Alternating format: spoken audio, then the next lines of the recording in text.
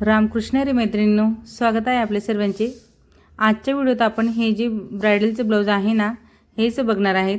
तर तुम्ही बघू शकता याची गळ्याची ब्रॉडनेस किती आहे आणि माप कशा प्रकारे असणार आहे, हेच मी तुम्हाला इथं सविस्तर सांगणार आहे। तसंच कटिंग देखील मी तुम्हाला दाखवणार आहे। दाखवते तुम्हाला। तर गळ्याची जी ब्रॉडनेस आहे ती बरोबर 11 इंच आलेली आहे। 11 इंच। तर हे ब्लाउज कसं तयार होईल आणि कस्टमरचं माप आहे फक्त आणि फक्त 30चं। तर 30 इंच कस्टमरचं माप आहे, म्हणजे 30ची छाती आहे आणि 23.5चं कंबर आहे। एवढं कमी माप, एकदम छोटंसं माप आहे। तर तिचं मी म्हणते पूर्ण शोल्डरच तिचे 13 ते 14 इंचचं येईल। तर हे जे आहे ते गळ्याची रुंदी बरोबर 11 इंच येते। मग याला कसं कव्हर करायचं आणि सेम ह्याच पद्धतीने आपल्या बॅकचा नेक देखील आहे। तर हा जी रुंदी आहे 10 इंच आणि फ्रंटचा 11 इंच आलेला आहे, बॅकचा 10 येतोय। तर डबलमध्ये जरी आपण गळी अशी केली तर गळ्याची जी रुंदी आहे ती बरोबर 5 इंच मागे घ्यावी लागेल आणि 5.5 इंच पुढे घ्यावी लागेल। तर एवढी आपण गळ्याची रुंदी घेणार तर ते कस्टमरचं ब्लाऊज कुठे जाणार आहे, फिटिंगला तर येणारच नाही। मग यासाठी आपण काय करणार, तर आपण गळ्याची रुंदी कवर कशा पद्धतीने करायची, तर मापं वगैरे व्यवस्थित घेईल आणि मग यावर आपण कटिंग करणार आहे। अस्तरवर आपण सर्वप्रथम कटिंग करणार, पण त्याआधी आपल्याला ही जी गळ्याची रुंदी आहे ती कवर करायची आहे। ती कशी करायची ती दाखवते।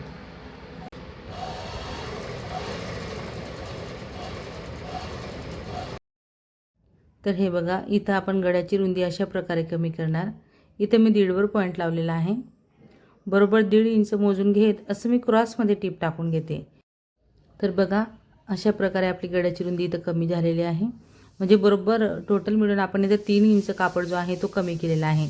जी ब्रॉडनेस होती गळ्याची ती 11 इंच होती, ती आता बरोबर 8 इंच येते। म्हणजे अशा पद्धतीने आपण गळ्याची रुंदी कमी करू शकतो। ही खूप सोपी ट्रिक आहे आणि याच पद्धतीने आपल्याला करायचं असतं। तर मी इथं टोटल शोल्डर ठेवलेला आहे बरोबर 7 इंचाचं, कारण हे आपलं बोटनेक टाईपच आपल्याला याचे शोल्डर घ्यायचं आहे गळा ब्रॉड असल्यामुळे। 7चे शोल्डर, 7चा मुंडा, छातीचं माप 30 असणार आहे, प्लस आपण छातीच्या चौथा प्लस 2 इंच इथं घेतलेला आहे। तर हा जो आहे ना तो आपला फ्रंट पार्ट असणार आहे। यामध्ये आपलं थोडे चेंजेस आपण अजून करणार आहेत। तर हा जो वर्कवाला पार्ट आहे तो मी मोजून चेक करते की हा बरोबर येतोय का मापानुसार। तर मी चेक केलं त्याप्रमाणे मी इथं जे माप आहे त्यानुसार 3 इंचावर पॉईंट लावला, पुढे 2 इंचावर पॉईंट लावलेला आहे, 2 पासून वर सरळ 2 इंच घेतलेला आहे आणि टक्स पॉईंट आपण 9 वर घेतलेला आहे। असा आडवा टक्स 3.5 वर घेतलेला आहे। मुंड्यामध्ये असं आपण 7 वर पॉईंट लावत पॉईंट टू पॉईंट प्रिन्सेस कटचा आपला सेप इथं तयार झाला। ही जी स्केल असते ना, ह्या मदतीने आपण प्रिन्सेस कटचा छान असा आकार देऊ शकतो। आता इथं आपल्याला छातीच्या चौथा प्लस 3 इंच घ्यायचं असतं, कारण हे फ्रंट पार्ट आपण डायरेक्टली कापडवर कटिंग करतोय। खाली कमरेच्या चौथा प्लस 2 इंच टक्सचं, 2 इंच शिलाई मार्जिन आणि 1 इंच जॉईंटसाठी, असं आपल्याला एवढं मार्जिनमध्ये वाढवायचं असतं। आणि तर फ्रंट पार्ट आपलं बंद असणार आहे, म्हणून मी सर्वप्रथम फ्रंट पार्टची इथं मार्किंग आणि कटिंग करून घेते। जसं की आपण 1.5 इंच उंचीला वाढवलेलं आहे, तर अर्धा इंच आपला खालचा तो एक्स्ट्राचा होता, तिथूनच आपल्याला क्रॉस असं करायचं असतं। आता आपलं हे फ्रंटचं पॅटर्न असं कटिंग झालेलं आहे। प्रिन्सेस कटचा जो आकार आहे ना तो व्यवस्थित असं आपण कट करणार। सर्वप्रथम आपल्याला फ्रंटचा शेप कट करायचा असतो, मग साईड पॅटर्नचा हा जो वेस्टेज टक्स आहे तो काढायचा। आता आपण इथं बॅकपार्टची मार्किंग करून घेतलेली आहे। उंची प्लस 1 इंच आपल्याला बॅकपार्टमध्ये घ्यायचं असतं आणि त्याप्रमाणे आपण जसं नेहमीप्रमाणे बॅकची मार्किंग करते ना मी बोटनेकची, सेम त्याच पद्धतीने आपण मार्किंग केलेलं आहे, तसंच इथं कटिंग करून घेते। तर आपलं हे फ्रंट आणि बॅक इथं कटिंग झालेलं आहे। अस्तरवर एक्स्ट्राचा जो काठाचा पार्ट होता तो मी काढून बाजूला केला। आता इथं आपण स्लीवची कटिंग करणार आहेत।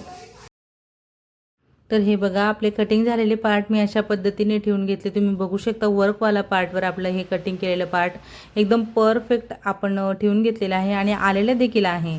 तर प्रिन्सेस कटचा जो साईड पॅटर्न आहे ना, जसं वर्क आहे आलेला, सेम त्याच पद्धतीने आपलं कटिंगवालं पार्ट देखील इथं तयार झालेलं आहे, तुम्ही बघू शकता। तर अशाच पद्धतीने तुम्हाला देखील ब्लाउजांची कटिंग करून घ्यायची आहे। इथं माझं कटिंग केलेलं पार्ट जे आहे ते शिवून तयार आहे, कारण व्हिडिओ खूप जास्तीचा मोठा झाला असता तर गळा आपण असा कव्हर केलेला आहे। ठीक आहे ना, अशा पद्धतीने आपण जो ब्लाउजचा नेक होता तो एकदम छान असा कव्हर केला। फ्रंट आणि अस्तर जे आहे फ्रंट पार्टचं अस्तर, तसंच वेल्वेटचं पार्ट यांना आपल्याला वेगवेगळं स्टिच करायचं आहे, कारण यामध्ये आपण कप्स अटॅच करणार आहेत. म्हणून आपण आधी वेल्वेटच्या पार्टवर जो पॅटर्न आहे साईड पॅटर्न तो असा अटॅच करून घेणार एकदम छान अशा पद्धतीने, आणि मग नंतर आपण अस्तरवर हे जे साईड पॅटर्न आहे ते अटॅच करणार आहेत. डबल टिप आपल्याला टाकून घ्यायची आहे, तेव्हाच आपल्याला हे ब्लाऊज एकदम छान असं येणार आहे. कारण कस्टमरचं ब्लाऊज आहे, जाडवाला कापड आहे. केव्हा पण आपण ब्लाऊज शिवत असतो ना तेव्हा पार्ट जोडत असताना डबल अशी शिलाई टाकायची. आता हे आपलं वेल्वेटचं पार्ट तसंच अस्तरचं पार्ट हे दोन्ही असे वेगवेगळे मी तयार केले. फक्त इथं गळा मी अल्टरचा केलेला आहे. आता इथं आपण कप्स कसा अटॅच करणार, वरून टक्स पॉईंट खूप जास्तीचा आलेला आहे, मग आपल्याला खालूनच टक्सचं मेजरमेंट घ्यायचं आहे. तर मी इथं बरोबर 5.5 वर पॉईंट लावलेला आहे. ब्लाऊजची उंची जास्त असल्यामुळे आपण बरोबर खालून वर 5.5 वर पॉईंट लावला आणि 5.5ला पॉईंट लावलेला आहे. त्याप्रमाणे आपण कप्सची अशी घडी घालणार आणि तिथं देखील आपण चॉकच्या मदतीने मार्किंग करणार आहे. म्हणजे एक प्लस बनवून घेणार आपण तिथं आडवी आणि एक उभी लाईन मारत आपल्याला तिथं व्यवस्थित दिसतंय. तर हा जो काही पॉईंट आहे ना 5.5च्या, त्या 5.5च्या पॉईंटवर आपल्याला कप्सचा पॉईंट व्यवस्थित ठेवायचा आहे. बघू शकता मी अस्तरवाला जे पार्ट आहे त्याच्या फक्त मार्जिनवर हा जो कप्स आहे तो अटॅच करून घेते. ही खूप छान अशी प्रोफेशनल पद्धत आहे कप्स अटॅच करण्याची.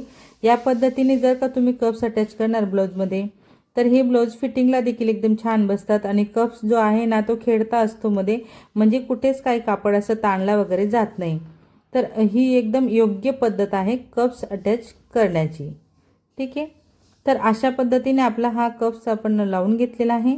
तर तुम्ही बघू शकता कप्स लावल्यानंतर ब्लाऊजचा लुक अशा प्रकारे दिसतोय. सेम पद्धतीने मी दुसऱ्या बाजूने देखील तयार करून घेणार आहे. तर हे बघा, हे जे वेल्वेटचं ब्लाऊज आहे ना यावर खूप एकदम भरगतचं वर्क आहे.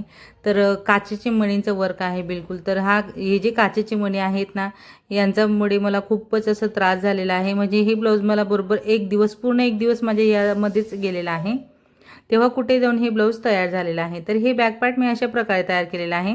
वर्क जास्तीच असल्यामुळे त्यांनी वर्कची जागा दिलेलीच नव्हती, वर्क म्हणजे टक्सची जागा दिलेली नव्हती वर्कवर. तर मी अस्तरवर टक्स घेतले आणि अस्तर अशा पद्धतीने इथं अटॅच केलेला आहे. आता बॅक आणि फ्रंट तयार झाल्यानंतर आपलं पूर्ण ब्लाऊज मी अशा प्रकारे तयार करून घेतलेला आहे. कस्टमरने आपल्याला ह्या स्लीववरती त्यांनी स्वतःच लटकन लावून आणून दिले.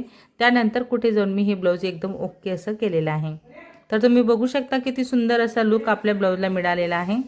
तर मग आजचा हा व्हिडिओ तुम्ही माझा पूर्ण शेवटपर्यंत बघितला त्याबद्दल तुमचे सर्वांचे खूप खूप धन्यवाद.